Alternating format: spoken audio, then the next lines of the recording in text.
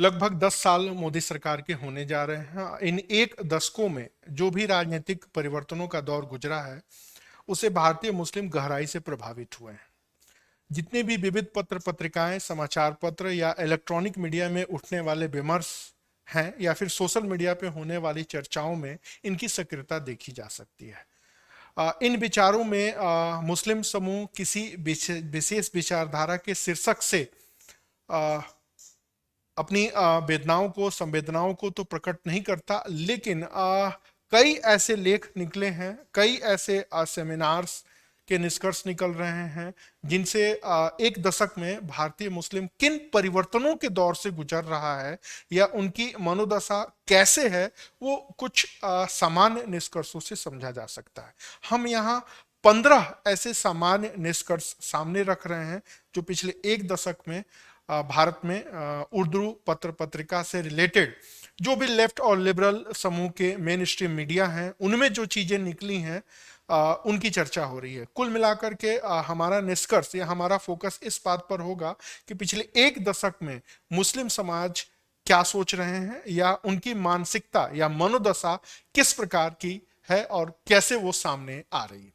सबसे पहली बात करें तो जो पहली विचारधारा है, जो पहली निष्कर्ष है, वो यही है कि कुछ मुस्लिम समूह का यह सोचना है कि देश की मौजूदा राजनीतिक नेतृत्व सिर्फ हिंदू मुस्लिम समस्या को उठाकर या विवादों को जन्म देकर के इसका राजनीतिक लाभ ले रहा है और सत्ता प्राप्त करना ही इनका एकमात्र उद्देश्य है। ये एक सामान्य निष्कर्ष है। लगभग इस शीर्षक से कई सारे लेख विविध पत्र पत्रिकाओं में सामने आए हैं कि आज जो भी हिंदू मुस्लिम समस्या दिख रही है वो केंद्रीय सत्ता या सत्ताधारी दल की उपज है।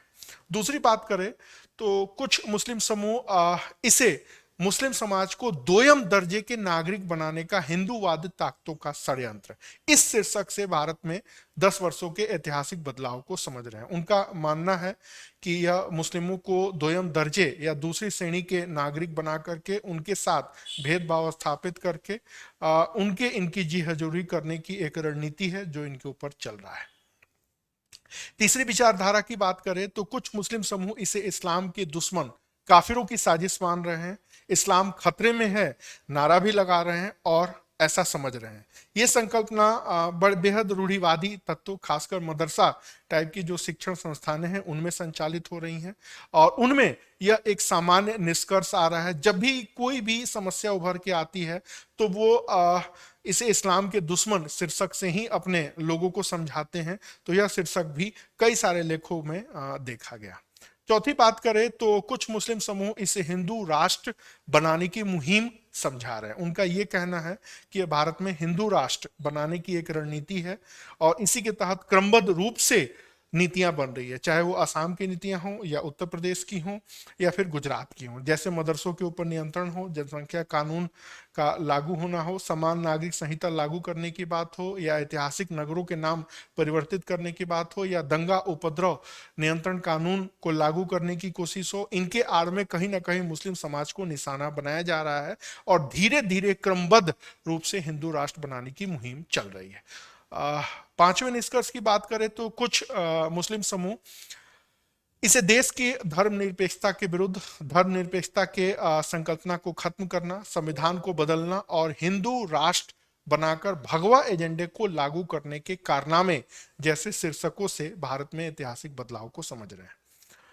लेफ्ट और लिबरल समूह ने इस शीर्षक से पिछले एक दशक में दर्जनों लेख लिखे हैं कि जो संविधान है उसको ये लोग बदलने वाले हैं या इसमें हिंदूवादी या भगवा एजेंडे को लागू कर रहे हैं या फिर एक हिंदू राष्ट्र की जो संकल्पना है वो धीरे धीरे लागू कर रहे हैं। जैसे एनसीईआरटी के पाठ्यक्रम को बदलना, उनमें हिंदूवादी तत्वों को शामिल करना, मदरसों के ऊपर प्रतिबंध लगाना, मुस्लिम शासकों की नकारात्मक खबरों को उड़ाना और भारत को एक ऐतिहासिक रूप से हिंदू राष्ट्र धीरे धीरे घोषित करना। तो ये पांचवा ऐसा निष्कर्ष है जो कि सामने आ रहा है। छठे निष्कर्ष की बात करें तो कुछ मुस्लिम समूह को लग रहा है कि आज देश में मुस्लिमों के विरुद्ध इतनी नफरत बढ़ाई जा रही है, उनको देश का दुश्मन बताया जा रहा है, देश में गृह युद्ध कराने की साजिशें चल रही हैं, उनके मस्जिदों और स्मारकों को ध्वस्त करने का अभियान चलाया जा रहा है। ये कुछ ऐसे सामान्य निष्कर्ष हैं जिनकी चर्चा जमाते इस्लामी या तबलीगी जमात या मदनी जैसे मुस्लिम पर्सनल लॉ बोर्ड के अध्यक्ष जैसे कई सारे मुस्लिम मजहबी मुल्ला मौलवी या गुरु लोगों ने इनको व्यापक रूप से कई उदाहरणों के साथ प्रेस कॉन्फ्रेंस में हमारे सामने रखा है। सातवें निष्कर्ष की बात करें तो कुछ मुस्लिम समूह को लग रहा है कि मुस्लिम विरोध के नाम पर हिंदुओं को एकजुट करके हिंदू धर्म का पुनर्निर्माण किया जा रहा है। इनका कहना है कि हिंदू कोई धर्म नहीं है, यह मुस्लिम समाज के द्वारा दिया गया एक संबोधन है जो सिंधु से हिंदू विकृत होकर के आया और मुस्लिम विरोध में हिंदू धर्म का एक नया रूप सामने लाया जा रहा है। भविष्य में अयोध्या को भारत का कैपिटल भी बनाया जा सकता है और भारत को हिंदू राष्ट्र की तरफ धीरे धीरे लाया जा रहा है, लेकिन एक धर्म की बुनियाद संकल्पनाओं, रीति रिवाज, विचारधारा पर न होकर के मुस्लिम विरोध पर गठित हो रहा है। इस शीर्षक से भी कई सारे लेख या विचारधारा सामने आए। अगली बात करें तो कुछ मुस्लिम समूह की यह सोच रहे हैं कि हमने इस मुल्क को एकीकृत किया, भाषा दी, तहजीब दी, खान पान दिया, गीत संगीत दिया, बड़ी बड़ी ताजमहल टाइप की स्मारकें दी, फिर भी इस देश में मुस्लिमों को दोयम दर्जे का नागरिक बना करके इस देश का दुश्मन बताया जा रहा है और लोगों के बीच में इतना विवाद उत्पन्न किया जा रहा है जिससे मुस्लिम समूह बस इस देश में जिंदा है। नौवें निष्कर्ष की बात करें तो कुछ मुस्लिम समूह इस हिंदू मुस्लिम समस्या पर गहराई से चुप्पी साधे हुए हैं। वो अपनी रोजी रोटी या नौकरी या व्यवसाय में संलग्न है। वो किसी भी असहज तथ्य या विमर्श से अपने आप को दूर रखे हैं। कोई प्रतिक्रिया न देना इनकी विशेषता मानी जाती है। इनको एलीट मुस्लिम कहा जाता है, इनको सेकुलर मुस्लिम कहा जाता है। यह एक विशेष संवेदनशील स्थिति है जो इस देश से गुजर रही है। बहुत सारे हमारे मुस्लिम मित्र किसी भी मुद्दे पर चर्चा नहीं करते हैं या कोई प्रतिक्रिया नहीं व्यक्त करते हैं। बार बार उनसे देशभक्ति का सर्टिफिकेट लेना या उनके वक्तव्य की नकारात्मक टिक्का टिप्पणी सोशल मीडिया पर करते रहना, ये आम नागरिकों की एक कुछ विशेषताएं हैं। यह एक ऐतिहासिक तथ्य है कि आज भी भारत की मुस्लिम का एक बड़ा समूह किसी भी संवेदनशील मुद्दों पर कोई वक्तव्य न देकर के चुप्पी साधे हुए हैं। 10वें निष्कर्ष की बात करें तो कुछ मुस्लिम समूह को लगता है कि हिंदुस्तान को हमने फतेह कर लेंगे। उन्हें लगता है कि इस मुल्क को हमने अपने तलवार से फतह किया है।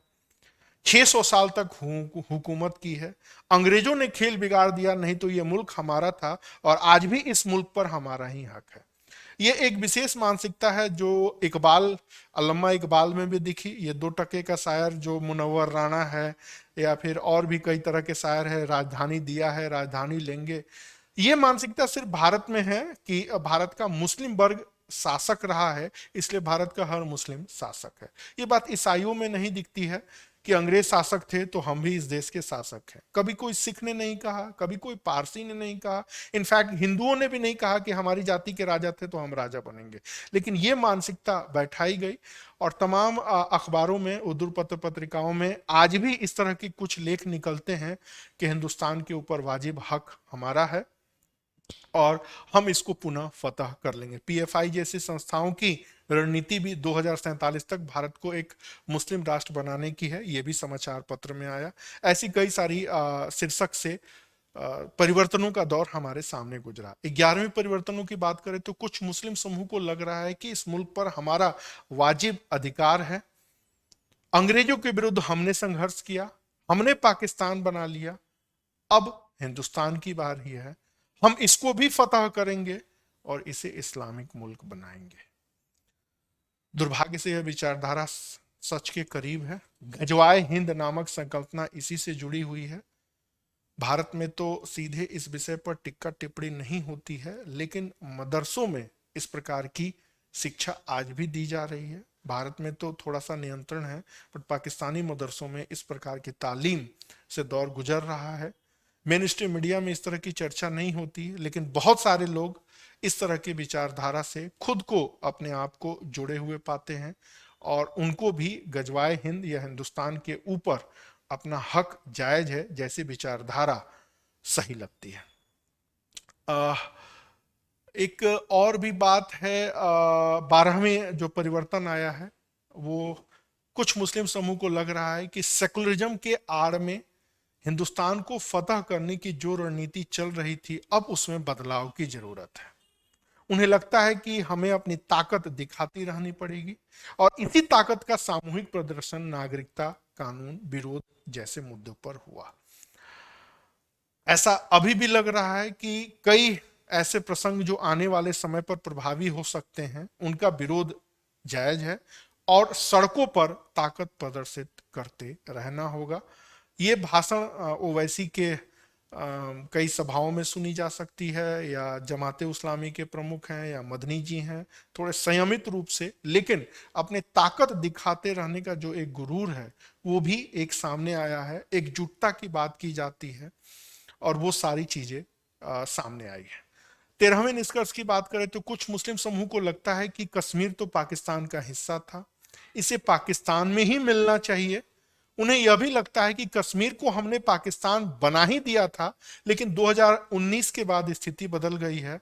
उन्हें यह भी लग रहा है कि कश्मीर में मुसलमानों को भारतीय सेना मार रही है, इसे रोकना होगा। हैदर जैसी फिल्में यही संदेश देती हैं। विनोद चोपड़ा जैसे फिल्म निर्देशक भी लीपापोती करते हैं, लेकिन आज भी मेन स्ट्रीम मीडिया पे या टीवी पे या अंतर्राष्ट्रीय अल जजीरा चैनल पर जो भी विश्लेषक आते हैं वो यही निष्कर्ष दे रहे हैं कि कश्मीर में भारतीय सेना मुस्लिम समूहों का कत्लेआम कर रही है और आज भी कश्मीर के मुस्लिम भारतीय सेना के बूटों तले रौंदे जा रहे हैं। इससे रिलेटेड हजारों आर्टिकल हमारे सामने आए हैं और यह जन जन में या भारतीय मुस्लिम समूह तक पहुंचाया जा रहा है। 15वें और अंतिम निष्कर्ष की बात करें तो कुछ मुस्लिम समूह आज भी यह सोच रहे हैं कि यह इस्लाम और मुसलमानों के लिए मुश्किलों का दौर है जो जल्द खत्म हो जाएगा।